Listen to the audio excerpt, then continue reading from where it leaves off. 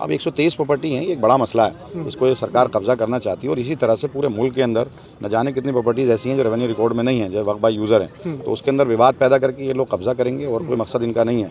तो मैं कह रहा हूँ कि मैं जब था तो सारे केसेस हमने जीते और जब मैं नहीं था जो हमारी प्रॉपर्टीज़ हैं उन पर भी क्लेम ख़त्म कर दिया। जब इनके लोग बैठेंगे और इनके ही ऊपर से सरकार किसी प्रॉपर्टी पे क्लेम करेगी तो आप खुद सोचिए कि जो चेयरमैन है जो इन्हीं का बिठाया हुआ है, बीजेपी की हुकूमत ऊपर से कोई क्लेम करे ज़मीन को और इन्हीं का चेयरमैन उसको कैसे चैलेंज करेगा? कोर्ट भी नहीं जा सकता। देखिए बहुत सारे जैसे दिल्ली के अंदर 1977 प्रॉपर्टीज़ हैं और मैंने 298 प्रॉपर्टीज़ का किराएदारी मैंने कराई थी और बाकी इन लोगों ने मुझे करने नहीं दी। 2200 कुछ किराएदार ऐसे हैं, 2228 किराएदार जो ये इन लोगों ने नहीं करने दिया। तमाम एजेंसियां पीछे लग गई और हमने तो वेलफेयर के काम किए वहाँ। हम तो बेवाओं की पेंशन भी देते थे, गरीबों की मदद भी करते थे, लोगों को पढ़ाई के लिए पैसे दिए। दिल्ली दंगों में हमने काम किया और जहाँ जहाँ ज़रूरत समझी और ना हमने मज़हब देखा। हमने तो हर किसी, चाहे वो हिंदू भाई हो चाहे मुसलमान हो, सबकी हमने वहाँ मदद की। और मैंने वहाँ रहते हुए ये महसूस किया कि जब मैं वहाँ था तो उस वक्त मैंने एक भी, जैसे 123 प्रॉपर्टी है, केंद्र सरकार ने नोटिफिकेशन जारी करके सारी अपने कब्ज़े में ले लिया था। तो मैं वहाँ था तो मैंने उसको चैलेंज किया और वो सारी ज़मीनें वापस मिली। वो नोटिफिकेशन उनका रद्द हुआ और सारी ज़मीनें वापस मिली। कोर्ट ने माना, हाई कोर्ट ने माना कि जो एडमिनिस्ट्रेशन कंट्रोल है वो वक्फ का था और वक्फ का ही रहेगा।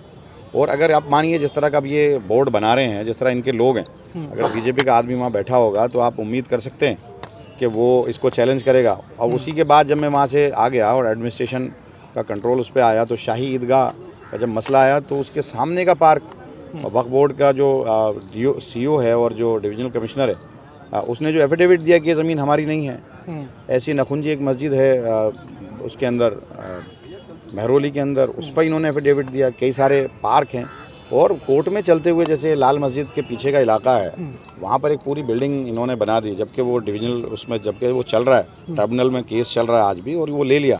अब 123 प्रॉपर्टी हैं, ये एक बड़ा मसला है। इसको ये सरकार कब्जा करना चाहती है और इसी तरह से पूरे मुल्क के अंदर न जाने कितनी प्रॉपर्टीज़ ऐसी हैं जो रेवेन्यू रिकॉर्ड में नहीं है, जो वक्फ बाय यूज़र हैं। तो उसके अंदर विवाद पैदा करके ये लोग कब्जा करेंगे और कोई मकसद इनका नहीं है।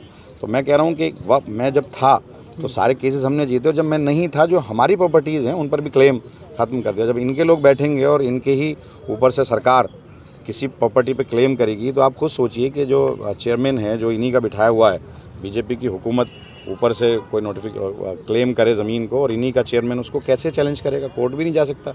और ये सारे मेंबर जो ये मुस्लिम क्लोज है, जैसे इन्होंने पहले था कि इलेक्टेड एमएलए होना चाहिए, मुस्लिम इलेक्टेड एमएलए, मुस्लिम इलेक्टेड एमपी, जो ये मुतवल्ली था वो इलेक्टेड था, बार काउंसिल इलेक्टेड था। तो इलेक्टेड और मुस्लिम लफ्ज़ क्यों हटाया इन्होंने? ये इस पर समझने की ज़रूरत है। देखिए इसलिए हटाया क्योंकि ये जानते हैं, जैसे दिल्ली है, दिल्ली में 4 एमएलए हैं मुस्लिम, चारों के चारों आम आदमी पार्टी के हैं।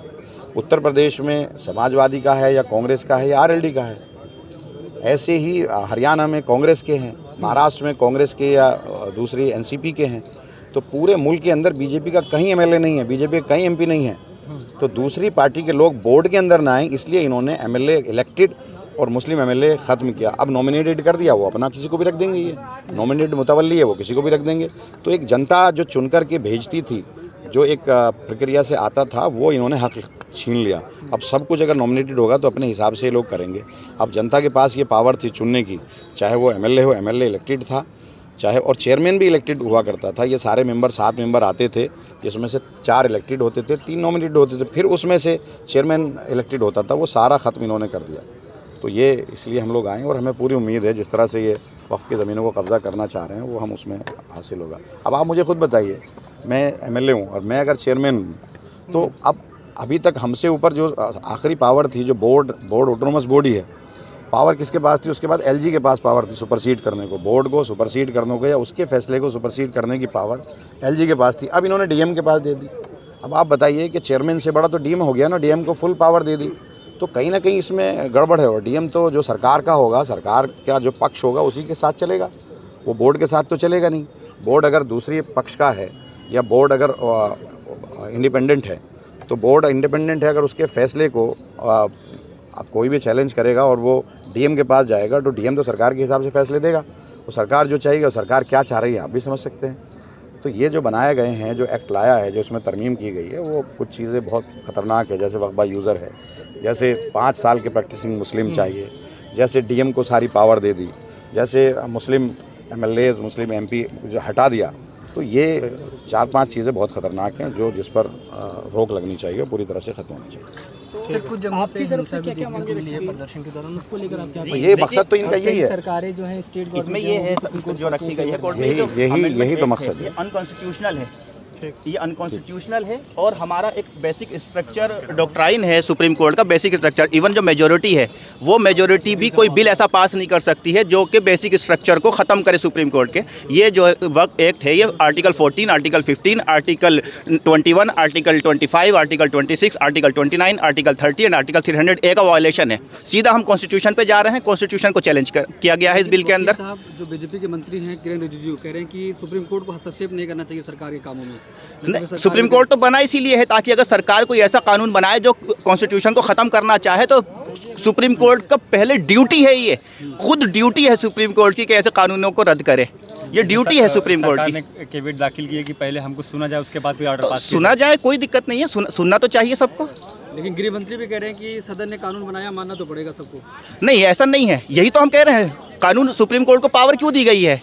वो कानून बना देंगे कुछ भी, करो सर्केबल चला करेंगे कल से, तो आप मानेंगे? 273 MP आ गए, मैंने कहा तो 400 MP आ गए, कानून बनाएंगे कि आप अपना मुंह काला करा करेंगे सुबह को उठ के? तो क्या करा करेंगे? नहीं ना। तो सुप्रीम कोर्ट बना इसीलिए है कि वो ऐसे सरकारों के लिए जो गलत कानून बनाते हैं उनको ख़त्म किया रहे। ठीक है।